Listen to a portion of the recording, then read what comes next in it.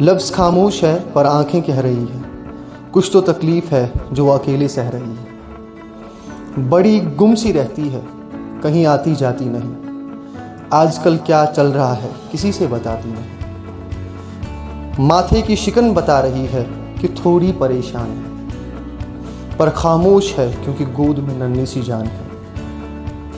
पड़ोसी बताते हैं रोज़ ताने सुनती है, कभी अपनी गलतियों पर सुनती है, कभी जाने अनजाने सुनती है। क्योंकि परिवार वालों को एक बेटे की ख्वाहिश थी, पर घर में हुई बेटी की पैदाइश थी। पर उसमें उसका क्या कसूर, उसको खुद से दूर कर दिया।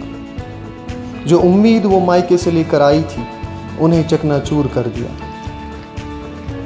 अब उसका पति भी उस पर हर रोज़ हाथ उठाता है, दहेज की मांग करता है, छोड़ने को धमकाता है। सास ससुर भी हर चीज़ में कमी निकालते हैं, गलती किसी की भी हो उसके सर पे डालते हैं। वो जानती है कि उसके घर में उसका अब कोई हक नहीं, पर अपनी बदकिस्मती पर भी उसको कोई शक नहीं। पर अपनी बेटी को अपने पति के मार से बचाती है, और अक्सर इस झड़प में उसकी चूड़ियाँ टूट जाती हैं।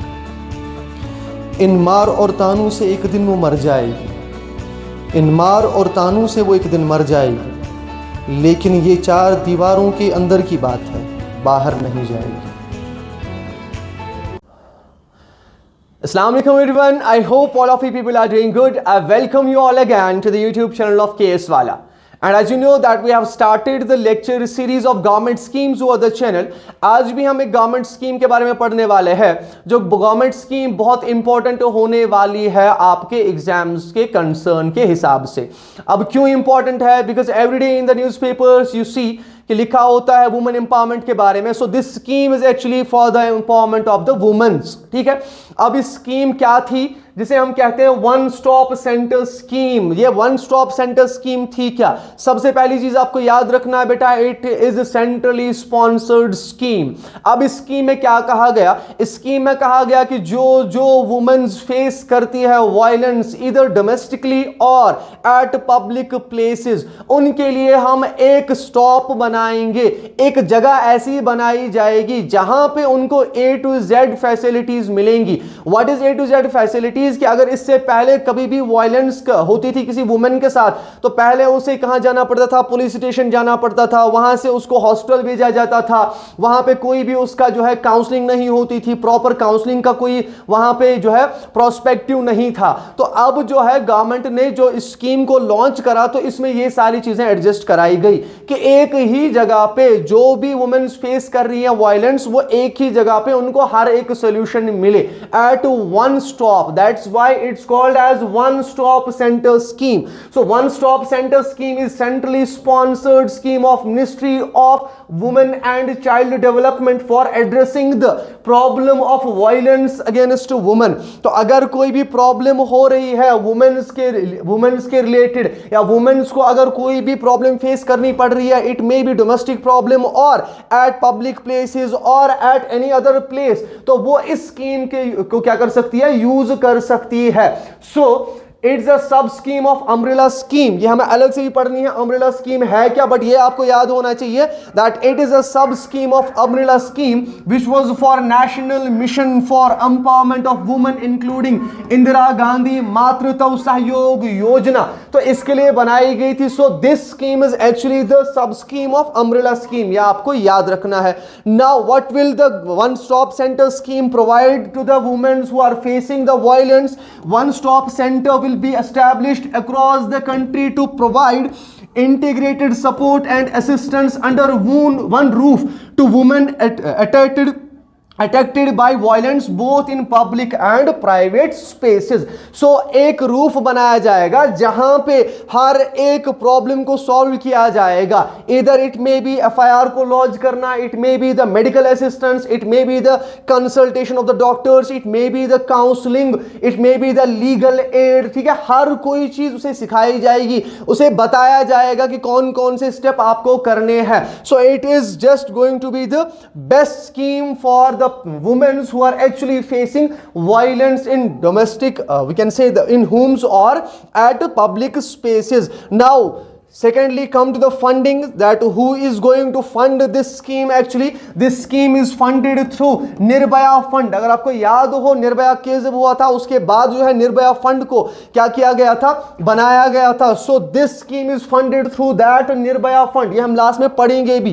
ठीक है, निर्भया फंड है क्या. And the central government provides 100% financial assistance to the state governments, union territories administration. So जो भी स्टेट गवर्नमेंट्स है या जो यूनियन टेरिटरीज है उन्हें एक भी पैसा इसमें खर्च नहीं करना है. इधर वन स्टॉप सेंटर स्कीम जो है इसमें चाहे आपको जो सेंटर्स हैं उनका खर्चा होगा या जो वुमेन्स है उनकी जो लीगल एड है, बाकी सारी चीजें हैं, मेडिकेशंस हैं, बाकी सारी चीजें हैं, जो भी उन पे खर्चा होगा centre is going to provide that, not the state governments, not the union territories. Okay, so the auditing, so come to the auditing. Who is going to be the auditor for that? Auditing will be done as per Comptroller and Auditor General of India norms, and social audit will be undertaken by the civil society group. So हर एक district में अभी क्या चल रहा है कि हम गवर्नमेंट ने क्या कहा था कि हर एक डिस्ट्रिक्ट में हम क्या करेंगे, कोशिश करेंगे कि ये सेंटर्स जो है बनाया जाए ताकि हर एक डिस्ट्रिक्ट में क्या किया जाए, हर एक डिस्ट्रिक्ट के क्राइम रेट्स को क्राइम्स को क्या किया जा सके, कम किया जा सके. तो हर एक डिस्ट्रिक्ट में हम बनाएंगे इसको, ठीक है. एंड हर एक डिस्ट्रिक्ट में बनाने के लिए जो पैसा लगेगा या जो भी चीजें लगेंगी वो सारा सेंटर उठाएगा. एंड इसका जो सोशल ऑडिट होगा वो कौन देखेगा, वो सिविल सोसाइटी ग्रुप्स देखेंगे. ये मोस्ट इंपॉर्टेंट आपको याद रखना है. The third thing is that what the services will be provided under this scheme. कौन कौन सी सर्विसेज प्रोवाइड कराई जाएगी किसी भी लड़की को या किसी भी वुमन को in under this scheme. So one stop centre will be integrated with women helpline. सबसे इंपॉर्टेंट, वुमेन हेल्पलाइंस के साथ इंटीग्रेट किया जाएगा इसको. सो अगर कभी भी कोई लड़की या कोई भी वुमेन जो है वो डोमेस्टिक वायलेंस फेस करती है या पब्लिक प्लेसेस पे वायलेंस फेस करती है, so they can call on the helpline number, ठीक है. सो सबसे पहले हेल्पलाइन नंबर उन्हें प्रोवाइड किया जाएगा. Emergency response and rescue services. तो अगर कभी भी कॉल आती है तो जल्दी से आपको क्या मिलेगा, रिस्पॉन्स मिलेगा और उसके साथ साथ आपको रेस्क्यू भी कराया जाएगा.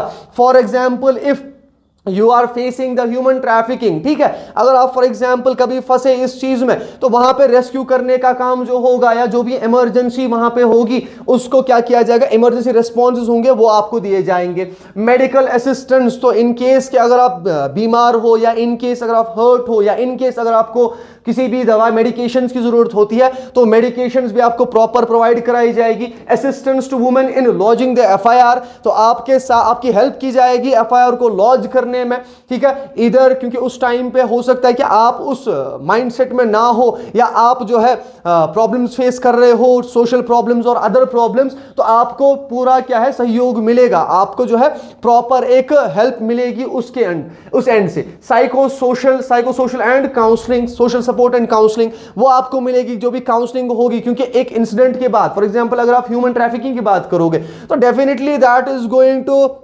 Impact you socially and also emotionally, ठीक है, एंड साइकोलॉजिकली. तो उसके हिसाब से आपको क्या किया जाएगा, हेल्प किया जाएगा. प्रॉपर डॉक्टर्स का आपको जो है हेल्प कराया जाएगा डॉक्टर से या जो भी आपके साइकेट्रिस्ट हैं, बाकी सारी चीजें हैं. Legal and aid and counselling, तो लीगल एड भी आपको प्रोवाइड कराई जाएगी. इट मे बी कि आपको जो है हेल्प कराई जाएगी. लॉयर्स, अगर आप चाहते हो कि केस करना है किसी पे तो वो लॉयर्स आपको प्रोवाइड किए जाएंगे, ठीक है. लीगल एड आपको प्रोवाइड किया जाएगा. क्या क्या करना है वो सारी चीजें वन स्टॉप सेंटर स्कीम जो है उसके अंडर देखा जाएगा. शेल्टर आपको दिया जाएगा इन केस कि आप फॉर एग्जांपल एक स्टेट से हो दूसरी स्टेट में पहुंच गए हो in case of human trafficking, तो आपको शेल्टर प्रोवाइड कराया जाएगा. और इसमें जो है आप अपने बच्चे भी लाके रख सकते हो. If domestic violence, if you are facing domestic violence तो आप अपने बच्चों को भी ला सकते हो अपने साथ. वीडियो कॉन्फ्रेंसिंग फैसिलिटी भी आपको दी जाती है, ठीक है. You can just dial the number and the video conferencing facility will be available